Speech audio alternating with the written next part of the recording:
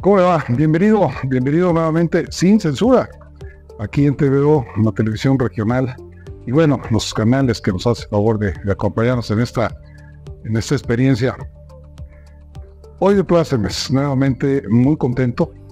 Cada vez que platico yo con quien les voy a presentar ahora, que ya lo están viendo seguramente, me trae enormes y muy gratos recuerdos, muy gratos recuerdos, porque a pesar de que a lo mejor en esas épocas de infancia e inocencia no convivimos mucho, porque es como hora y media más viejo que yo, pero sí tuvimos oportunidad de conocer Juan Buenotorio, muy jóvenes, la oportunidad de dar el servicio con esos maestros que tuvimos, ¿te acuerdas? Ese colegio estupendo que nos llevó pues, a dar clases en cárceles, ¿no? Que nos llevó a techar casas de cartón y a involucrarnos pues en el servicio social. A mí me da mucho gusto que gente como Juan siguieron con su carrera, con sus estudios, con un trabajo profesional estupendo, pero siguieron trabajando en términos del servicio a través de la función pública, a través de la política. Y hoy estoy de plazas porque me da la impresión de que lo que platicábamos hace 3 meses que comenzó toda esta historia del proceso electoral se está cumpliendo, ¿no? Estamos a punto de ver un gobierno que pueda servir otra vez. Así es. ¿Entramos por ahí? Pues por ahí, donde quieras, Luis, y muchas gracias, y muchas gracias a TVO por la invitación, y gracias a ti, Luis, y a Hugo, que hemos tenido una buena relación aquí durante muchos años con la empresa. Nuestro productor estrella, en ¿no? este momento, pues nuevamente comunicarnos a través de TVO con toda la audiencia a la cual llega este importante medio regional, como bien lo dices. Y también de aquel tiempo en donde aprendimos de nuestros maestros a trabajar y hacer servicio social, pues no solo en la política, sino en la empresa. La empresa también es uno de los elementos muy importantes de nuestra sociedad, y es el primer instrumento que tenemos para generar riqueza y pagar impuestos que se destinan a muchas cosas desde el propio gobierno, ¿no? Entonces, pues es un trabajo y una formación que viene desde la primaria, desde la secundaria y la prepa. Y la familia. Y desde luego la familia, que pues a mí, en mi familia, pues me enseñaron a trabajar y a cumplir en la sociedad y a retribuir lo que la sociedad misma genera para sí misma. Bueno, se involucró porque me lo dijo hace poco más de 3 meses, muy de lleno en un proyecto. Me decías que Xochitl Gálvez es tu amiga personal. ¿Recuerdas? Sí, mira, fuimos compañeros en el gobierno de Vicente Fox. Ahí tuve yo la oportunidad de compartir con ella los programas que desarrollé en la Subsecretaría de la Pequeña y Mediana Empresa para detonar empresas en muchos lados, y a través de uno de los programas que teníamos en la subsecretaría, pues atendimos con apoyos al desarrollo de industria maquiladora, más de 120 empresas maquiladoras que hicimos básicamente en las zonas más apartadas de nuestro país, en donde hay pobreza, porque todavía hay pobreza, Claro. Pero llegó como un elemento a contribuir y a paliar esa pobreza que pues estaba presente en nuestro país y que hoy sigue presente. En aquel tiempo esas maquiladoras, con Xochitl pude hacer alrededor de unas 15 empresas, particularmente en la Sierra de Guerrero, en Chiapas, en el norte, en Nuevo León. Hay una parte muy pobre en el estado de Nuevo León, donde también zonas indígenas se pudieron hacer apoyos a algunas maquiladoras para generar empleo en beneficio de esos habitantes de esas regiones. Entonces, ahí la conocí, una mujer bien comprometida con el desarrollo de los pueblos y las comunidades indígenas, además muy orientada al resultado, y en ocasiones chocamos porque ella no creía mucho en ese esquema, porque decía que eran temas que no iban a durar, y efectivamente cuando se abrió México y México permitió, que era el último que faltaba para que entrara China a la Organización Mundial de Comercio, cuando China entró, empezó con sus programas de maquilas desde China, y entonces las maquilas en México empezaron a sufrir. Algunas se mantuvieron y se convirtieron en empresas muy exitosas, otras cerraron, y entre ellas algunas de las comunidades indígenas. Otras en Chiapas no cerraron, siguieron trabajando, exportando productos a Europa por la calidad de la mano de obra que en ese momento había en Chiapas, y finalmente pues fue un programa que continuó unos años más. Xóchitl salió de las comunidades, de la coordinación de las comunidades y los pueblos indígenas. Yo también salí de la subsecretaría de la pequeña y mediana empresa, y bueno, esos programas ahí fueron, y sirvió esto para que nos conociéramos, para que trabajáramos juntos, y hoy que ella resultó dentro del grupo de precandidatos a ser presidente de la República, pues finalmente me sumé en la búsqueda de sus firmas, logramos más de 1 millón de firmas, y finalmente pues resultó ser la candidata del frente opositor, y hoy la candidata de Fuerza y Corazón por México. Y desde ahí y desde aquí, pues acompañándola como se pueda, en donde se pueda, con cargo, sin cargo, pero al final de cuentas con el único objetivo de que Xóchitl sea presidente de México. Y va bien, ¿no? Va muy bien. Pues mire, cuando surgió y cuando ella fue a tocar la puerta de Palacio Nacional, nadie podía imaginarnos, nadie nos imaginábamos una senadora revoltosa que iba a ser la candidata, ¿verdad? Claro. Y empezó, pues sí, con lejano posicionamiento ante la candidata oficial, pero hoy, afortunadamente, pues ya las circunstancias, la ciudadanía que la impulsó, la sigue impulsando. Afortunadamente los partidos abrieron el abanico para que ella como candidata ciudadana pudiera representar a la ciudadanía en general, y hoy pues todo el mundo sumado, partidos políticos, xochilovers, organizaciones sociales, organizaciones políticas, mucha gente sumada en la candidatura de Xóchitl Gálvez. Tú que además convives con sectores productivos, pero también con sectores políticos, independientemente de esta relación, y vamos a dejar al margen tantito para esta respuesta, si se puede, y me lo permites, ¿cómo perciben este sector, precisamente esta mujer? A esta mujer que ayer lo dijo muy claro, yo sin partido, se lo dijo a los 270 intelectuales que se le sumaron, que es otra cuestión muy interesante, ¿no? Yo sin partido, yo no le hago caso a ningún hombre, a mí nadie me va a mandar. Muy interesante la propuesta, ¿no? Bueno, ella es una persona independiente, ¿sí? Se ha abierto camino en la vida por sí misma, es una mujer muy luchadora.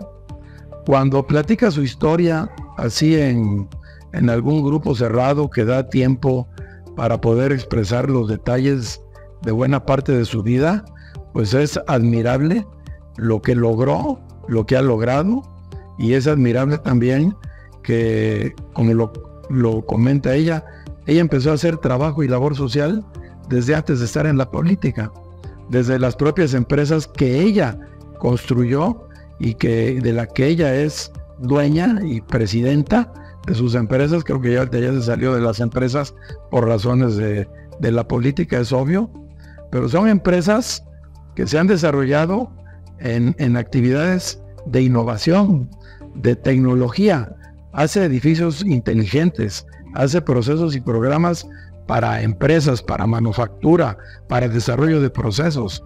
Su empresa, habiéndola ella iniciado, como dice, con una computadora y ella solita, y poco a poco fue conjuntando características en diversas personas, que se fueron sumando y las fue sumando sus empresas, y hoy tiene empresas exitosas que no solo trabajan, como digo, aquí en México, sino en muchas partes del mundo donde su empresa está presente. Entonces, es una mujer muy exitosa.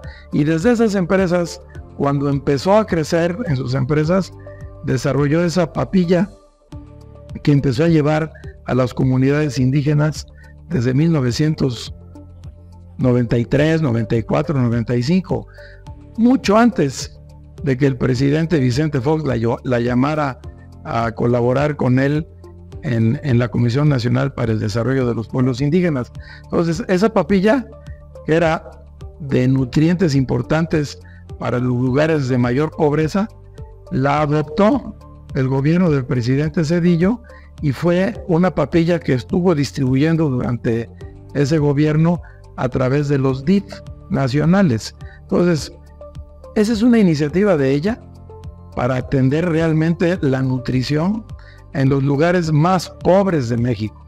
Y así como eso, muchas actividades estuvo desarrollando en beneficio de la sociedad y más particularmente de las comunidades indígenas, de donde ella surge. Un día, hace poco estábamos en tu casa, en la casa de ustedes, escuchando, viendo las noticias y escuchando a Xóchitl decir, aquí en Veracruz, en algún lugar de Veracruz la semana pasada, dijo, y en cuestión de educación, todo mundo va a tener acceso a la inteligencia artificial, a la robótica, tienen que estudiar eso.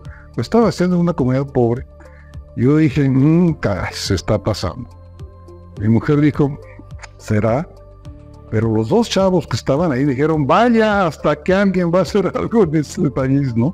Sí, bueno, interesante. Eso se empezó a hacer con el presidente Fox y con ella en un programa de los pueblos indígenas, en donde antes que aprender a leer, ciertas comunidades aprendieron a manejar una computadora. Entonces en Chiapas. Es factible. Y sí, es factible. Lamentablemente en aquel tiempo el programa que implementó el gobierno del presidente Fox de poner computadoras en la mayoría de las escuelas no tuvo el seguimiento, y lo voy a decir, de los propios maestros. Las pantallas esas digitales que había para dar un paso hacia la digitalización del país y abrir esta gran carretera de la información, del internet, a todas esas comunidades, no encontró, porque tampoco se hizo una capacitación adecuada del magisterio. Entonces empezaron a descomponerse los equipos, empezaron a descomponerse a propósito, en muchos casos, y entonces es un programa que falló, que fracasó. Pero la realidad, si ese programa le hubiéramos dado entre todos la importancia que en aquel momento tenía, hoy México estuviera todo digitalizado y las personas estuvieran muy familiarizadas con las computadoras, con la internet, con la robótica y con la inteligencia artificial, que en aquel tiempo empezaba.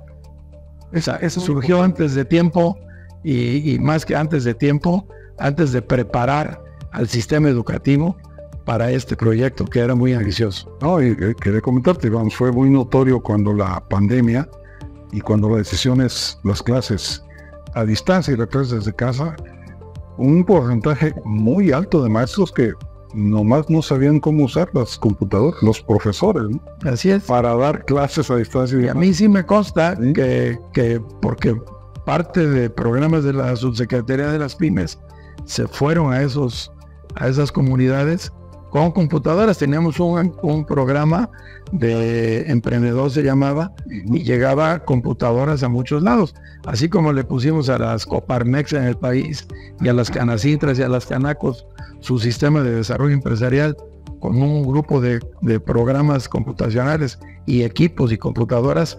En aquel tiempo hablábamos del software y del hardware, que eran los equipos. Bueno, también se pusieron esos en comunidades indígenas, pero pues, lamentablemente en algunos lugares siguió funcionando, otros evolucionaron a mejores condiciones, y tengo referencias de eso en muchos estados del centro del país, en el Bajío, en Aguascalientes, en León, en muchos lugares. Eso fue semilla para que se crearan fábricas de software. Un día fui hace como 2 o 3 años a Aguascalientes y me busqué al que era el secretario de Desarrollo Económico de aquel tiempo, y Rubén Camarillo, y me llevó y dice: mira, tus fábricas de software que empezaste a hacer hace tantos años, hoy hay 4 edificios que detonaron a partir de eso, y todo está en la gente que lo supo utilizar y lo supo dimensionar y trabajaron para engrandecer esos programas y hacerlos muy rentables y muy útiles, sobre todo para jóvenes y estudiantes. Entonces, bueno, muchas cosas surgieron ahí. Ahí está el que sabe, o pues el que tiene información, pues es más fácil confiar y decidir. Por eso este tipo de programas, entre otros, que hacemos, para que tengan la información de quién es quién. A Juan, bueno, Torio, casi lo pescamos en la banqueta. ¿Qué andas haciendo por acá? Cuéntame. Bueno, pues ahorita voy a alcanzar a Pepe Yunes, a acompañarlo en los eventos de campaña que tiene hoy aquí en Ciudad de Mendoza y en Río Blanco, y a partir del jueves pues voy a acompañarlo prácticamente hasta el cierre, el miércoles en Coatzacoalcos, con la visita de Xóchitl nuevamente, para un cierre de campaña. ¿En dónde? Allá, sí, va a ser en el centro de convenciones de Coatzacoalcos. Hay un cupo ahí para 2,500 personas. Entonces esperemos que la gente nos acompañe y le demos un buen respaldo a Xóchitl ahí, y se sigue entusiasmando porque ha hecho un gran trabajo, ha remontado muy bien en las expectativas que teníamos todos, hay que decirlo. Cuando empezó la campaña, pues estábamos lejos de poder competir, y hoy lo hemos visto en todos los eventos que hay, el acompañamiento de la ciudadanía todos los días, creciendo en el favor de su candidatura, y con ella, pues las candidaturas de diputados locales, diputados federales, senadores, y desde luego el gran trabajo que está haciendo Pepe Yunes aquí en Veracruz será un trabajo que va a conjuntarse en los esfuerzos federales y locales, y seguramente tendremos presidenta de México en Xóchitl Gálvez y gobernador de Veracruz en Pepe Yunes. Será un gran gobernador Pepe y será una gran presidente Xóchitl Gálvez. Bueno, aquí era sin censura, ya ni modo, no vamos a editar absolutamente nada, pero sí me gustaría un poco que nos acompañaras.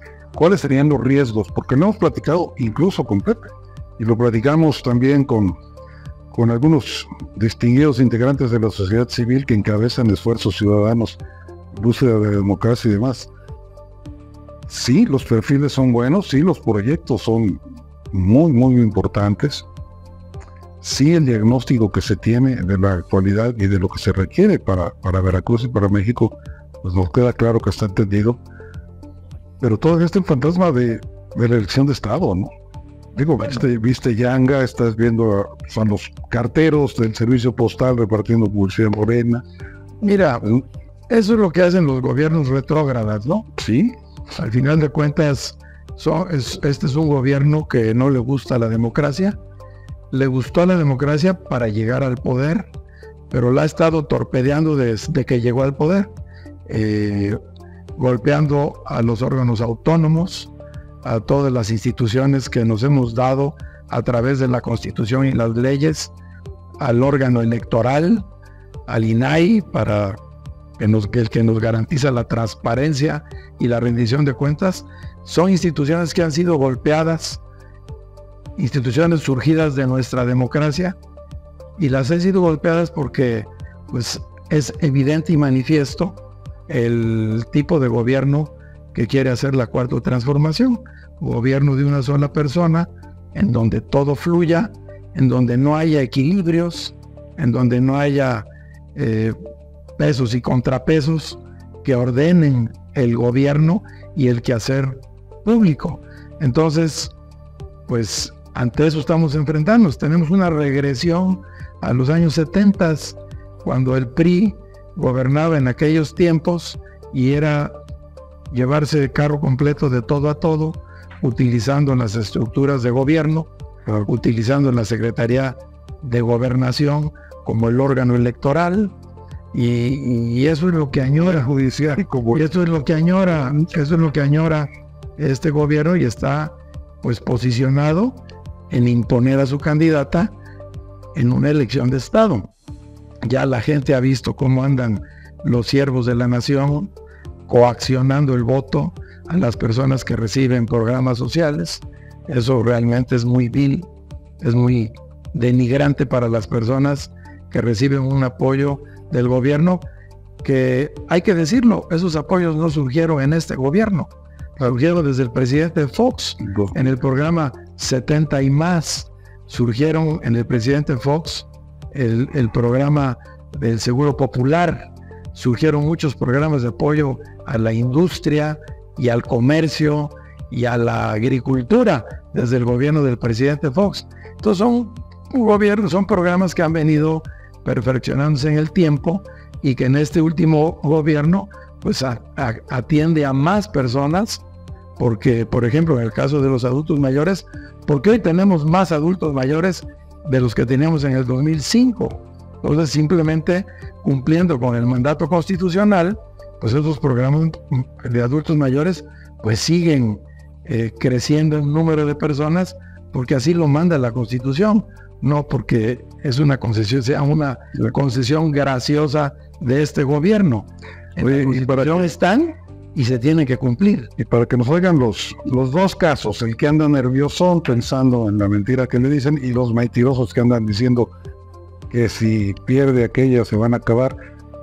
Hoy estamos dando a conocer aquí en TVO ya las fechas de pago de los próximos meses de aquí a fin de año.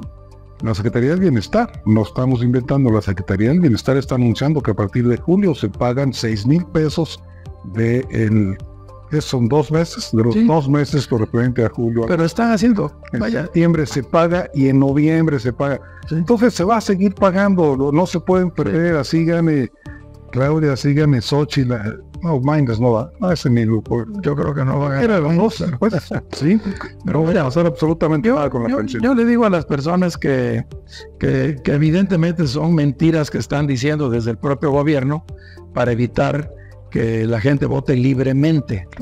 Ya nos pasó cuando estábamos haciendo campaña para que ganara el presidente Fox, es que él fue panista, que ganó. También decían los del PRI en aquel momento, decían que si ganaba Fox iban a acabar las escuelas públicas, que si ganaba Fox iba a acabar el seguro social, que si ganaba Fox 20,000 mentiras. Al final de cuentas ganó Fox y se mejoraron muchos programas. Es más, no había ni programas sociales. A partir del presidente Fox se hicieron programas sociales. Venía el Progresa y ellos, que sí venía muy bien, y es un programa que se mejoró. Había programas en oportunidades, había programas de asistencia social que se fueron mejorando con el tiempo. En el gobierno de Fox, a diferencia de los anteriores, se pudieron comprar vivienda 6 millones de personas y decían que íbamos a acabar con el Infonavit. Entonces, nadie quiere en un gobierno hacia adelante pensar y ver por el espejo retrovisor. Todos estamos viendo hacia el futuro. El que está viendo por el espejo retrovisor es el actual gobierno, que quiere regresar al gobierno de un solo hombre, donde uno manda y los demás obedecen. Y eso ya no nos podemos permitir los mexicanos.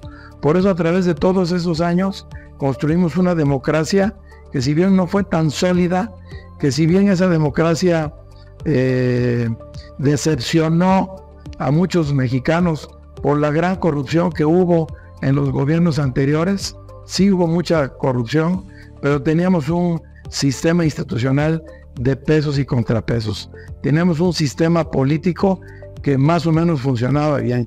Pero hoy este gobierno quiere acabar con todo eso para regresar a un gobierno autoritario del que salimos con mucho trabajo, con mucho dolor hace años, y que hoy corre riesgo de perderse.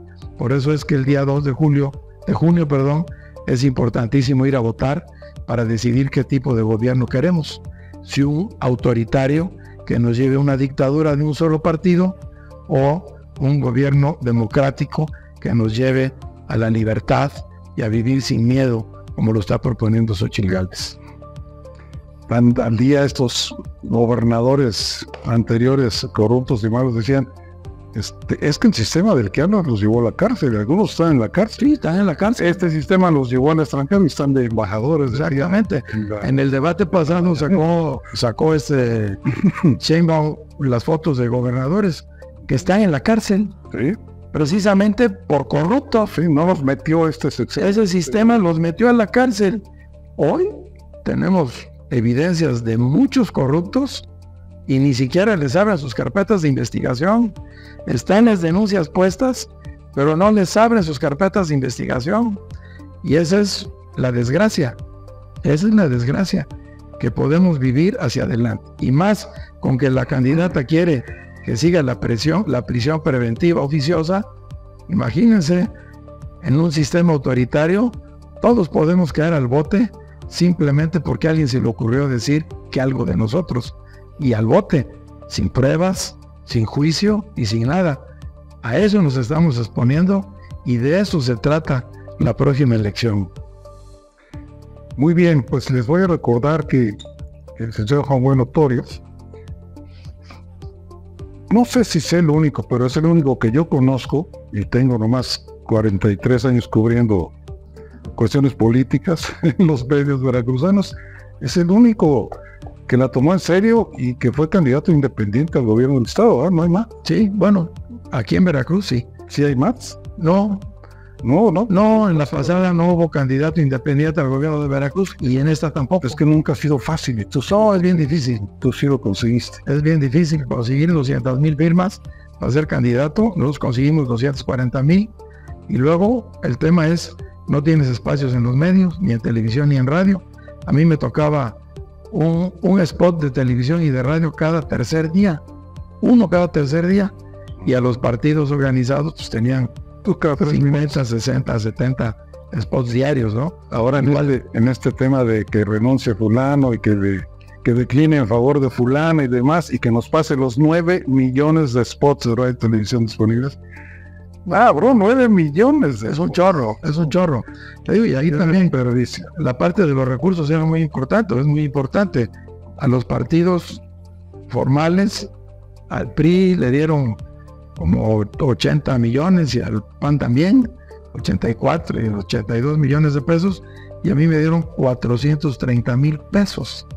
Ni la mitad, ni 1,000,000 de esos 80 que les dieron a ellos. Entonces, pues es muy difícil competir en esas circunstancias y hay que modificar la ley electoral para que los candidatos independientes ciudadanos puedan competir en igualdad de circunstancias con los de los partidos políticos. Y que entiendan los partidos políticos que son los ciudadanos, lo estamos demostrando los ciudadanos ahora, lo están mostrando nuestros candidatos ciudadanos también.